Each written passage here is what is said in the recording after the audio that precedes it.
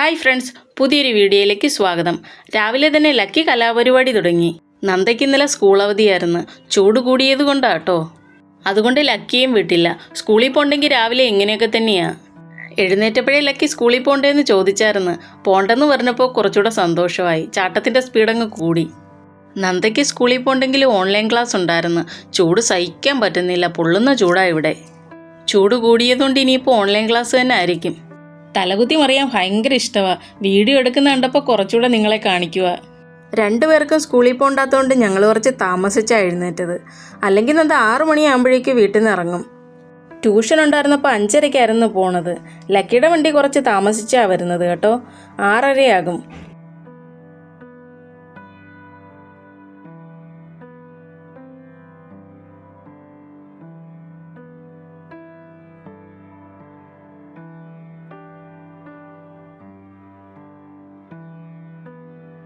പിന്നെ ബ്രേക്ക്ഫാസ്റ്റിൻ്റെ പരിപാടിയായി. എല്ലാവരും വന്നിട്ട് ചൂടോടെ ദോശ ചുട്ടു കൊടുക്കാമെന്ന് കരുതി. ഇവിടെ ഇപ്പോൾ മാവരച്ചു വെച്ച് കഴിഞ്ഞാൽ വേഗം പതഞ്ഞു പോകും. ഇന്നിവിടെ ദോശയും മുട്ടക്കറിയും ആട്ടോ. ദോശയുടെ ഷേപ്പൊന്നും നോക്കണ്ട കേട്ടോ.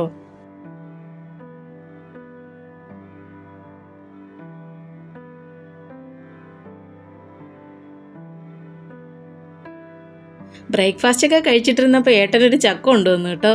പിന്നെ അതിൻ്റെ പുറകെ കൂടി. ഞാനൊരു സത്യം പറയട്ടെ, ചക്ക ഞാൻ ആദ്യമായിട്ടാണ് ഇതുപോലെ വെട്ടുന്നത്. വീട്ടിലാണെങ്കിൽ ഇതൊക്കെ അമ്മ ചെയ്യും. ഇത് കട്ട് ചെയ്യാൻ എവിടെ തുടങ്ങണമെന്നറിയാൻ വയ്യ. അവസാനം എങ്ങനെയൊക്കെയോ കട്ട് ചെയ്തു. വീഡിയോ പിടിക്കുന്നത് നന്ദയാട്ടോ. ഓൺലൈൻ ക്ലാസ്സിൻ്റെ ഇടയ്ക്കൊരു ബ്രേക്ക് ഉണ്ടായിരുന്നു. അപ്പോൾ വന്നതാ അവള്. നാട്ടിലാണെങ്കിൽ ചക്കയുടെ ചുള മാത്രമല്ലേ കറി വെക്കാൻ എടുക്കൂ. ഇവിടെ അങ്ങനെയല്ല കേട്ടോ. ഇതിൻ്റെ മുള്ളു മാത്രമേ കളയൂ. എന്നിട്ട് ബാക്കി എല്ലാം കട്ട് ചെയ്ത് കറി വെക്കും. ചക്ക കട്ട് ചെയ്ത് അതിൻ്റെ കൂടെ ഉരുളക്കിഴങ്ങൊക്കെ ഇട്ട് നല്ല വെജിറ്റബിൾ കറി വെക്കും. അത് നല്ല ടേസ്റ്റാണ്. ഇന്ന് ഞാനും അതുപോലൊരു കറി വെക്കാനാണ് പരിപാടി. എന്താകുമോ എന്തോ.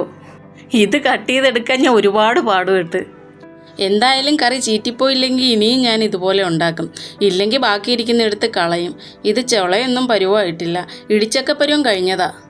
ഞങ്ങൾ 2 ദിവസം മുന്നേ ചന്തയ്ക്ക് പോയപ്പോൾ ചക്ക ഇതുപോലെ കട്ട് ചെയ്ത് കവറിലാക്കി വെച്ചിരിക്കുന്നത് കണ്ട് 20 രൂപയും കൊണ്ടാണ്. ഞാനിതുവരെ ഇങ്ങനെ വെച്ചിട്ടില്ല. അതുകൊണ്ട് വാങ്ങാറുമില്ല. ഇവിടെ മാർക്കറ്റിലോട്ട് പോണ വഴിക്ക് ചക്കപ്പഴം മാത്രം വിൽക്കുന്നൊരു സ്ഥലമുണ്ട്. സീസൺ ആയിക്കഴിഞ്ഞാൽ പല വെറൈറ്റി കിട്ടും. ആ സമയത്ത് അതുവഴി പോയി കഴിഞ്ഞാൽ നല്ല ചക്കപ്പഴത്തിൻ്റെ മണവാ. ചക്ക ഇറുത്ത് നല്ല ഭംഗിയായി വെച്ചിരിക്കും. കുറേ അമ്മച്ചിമാരുണ്ടാകും ചക്കപ്പഴം വിൽക്കാൻ. ആദ്യമൊക്കെ എനിക്ക് ചക്കപ്പഴം കാശ് കൊടുത്ത് വാങ്ങുന്നത് വലിയ ബുദ്ധിമുട്ടായിരുന്നു. നാട്ടിലൊക്കെ 4-5 പീസ് കഴിച്ചിട്ട് വെറുതെ കളയുന്ന സാധനമല്ലേ. സീസൺ ആകുമ്പോൾ അത് കാണിച്ചു തരാം കേട്ടോ. ഇത് കണ്ടിട്ട് പശുവിനെ വെട്ടിവാരി വെച്ചിരിക്കുന്ന പോലുണ്ട്. ഇതിൻ്റെ ചവണി പോലും കളഞ്ഞിട്ടില്ല. കറി വെച്ചിട്ട് കാണിച്ചു തരാം കേട്ടോ. നന്ദ വീഡിയോ എടുത്തുകൊണ്ട് പറയുന്നുണ്ട് ഇതെന്തു അമ്മയെ കാണിക്കുന്നതെന്ന്. അവൾക്കിത് വറുത്ത് കൊടുക്കാൻ. ചക്ക ചിപ്സ് വലിയ ഇഷ്ടമാണ്. ഇതാണെങ്കിൽ ഒന്നിനും പരുവല്ലാത്ത പ്രായം. ഇത് വറുക്കുന്ന പരുവം എത്തിയില്ലെന്ന് അവളോട് ഞാൻ പറഞ്ഞു. എന്നാൽ അമ്മ വറുത്ത് തരണ്ടെന്നും പറഞ്ഞ് പിണങ്ങി. അവളുടെ തങ്കയമാമ വറുത്തു കൊടുക്കുമെന്ന്. ആ പറഞ്ഞ തങ്കയമാമ എൻ്റെ അമ്മയാട്ടോ. ഇങ്ങനെ ഓരോന്നൊക്കെ പറഞ്ഞിരുന്നപ്പോൾ അവൾക്ക് അടുത്ത ക്ലാസ്സിൻ്റെ ലിങ്ക് വന്ന്. അവൾ ഫോൺ വിട്ടിട്ട് പോയി.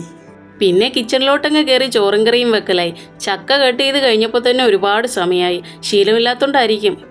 ചോറിനൊപ്പം സാമ്പാറും ചക്ക മസാലയുമായിരുന്നു. അടിപൊളി ടേസ്റ്റ്. ഞാൻ നേരത്തെ ഇവിടെ നിന്ന് കഴിച്ചിട്ടുണ്ടായിരുന്നു. അതേ ടേസ്റ്റ് കിട്ടി. മാറ്റിവെച്ച ചക്ക ഇനി എന്തായാലും കളയില്ല കേട്ടോ. ഇനി അത് തീരുന്നത് വരെ ഇവിടെ ചക്ക മസാല തന്നെ. ഫുഡൊക്കെ കഴിച്ചിരുന്നപ്പോഴാണ് ഡെലിവറി ബോയ് വിളിച്ചത്. ഞങ്ങളൊരു AC ഓർഡർ ചെയ്തിട്ടുണ്ടായിരുന്നു. തിങ്കളാഴ്ച സാധനം എത്തുമെന്നാണ് പറഞ്ഞത്. പക്ഷെ നേരത്തെ വന്നു കേട്ടോ. ഇതൊരു പഴയ വീടാട്ടോ. മോൻ്റെ കയ്യിൽ ആ വയറ് കൊടുത്തിട്ട് ആ കാണുന്ന ഹോളിൽ കൂടെ കുത്തി ഇറക്കാൻ പറയുക. അവസാനം ഏട്ടൻ തന്നെ കയറേണ്ടി വന്നു. സാധനം എത്തി കേട്ടോ. പോർട്ടബിൾ AC-യാ. ഇടയ്ക്കിടയ്ക്ക് വീട് മാറിക്കൊണ്ടിരിക്കുന്ന ഞങ്ങൾക്ക് ഇതേ പറ്റൂ. ഇപ്പോഴും വീടൊന്ന് മാറിയതാ. അവിടെ സെറ്റ് കൂടി ആയിട്ടില്ല. ഇതാകുമ്പോൾ എവിടെ പോയാലും ഉരുട്ടിക്കൊണ്ടങ്ങ് പോയാൽ മതിയല്ലോ. സെറ്റ് ചെയ്യാൻ ആരെയും വിളിക്കുകയും വേണ്ട. ഇത് വന്ന ഉടനെ സെറ്റ് ചെയ്യാൻ നോക്കുക. നേരത്തെ തന്നെ സ്വിച്ച് ബോർഡൊക്കെ സെറ്റ് ചെയ്ത് വെച്ച് കേട്ടോ. ഇത് സെറ്റ് ചെയ്യാൻ എളുപ്പമാണ്. ഇൻസ്റ്റാൾ ചെയ്യാനൊന്നും ആരെയും കാത്തിരിക്കണ്ട. ഇത് സ്പ്ലിറ്റ് AC പോലല്ല കേട്ടോ. ഇതിന് ചെറിയ ശബ്ദമുണ്ട്. പിന്നെ ഏത് റൂമിൽ വേണേലും കൊണ്ടുവയ്ക്കാം. ലക്കി വന്ന് ഓരോന്ന് ചോദിച്ചുകൊണ്ട് നിൽക്കുക. ഇതൊക്കെ സെറ്റ് ചെയ്യാൻ അവനറിയാമെന്ന്. അവൻ ചെയ്തോട്ടേന്ന്.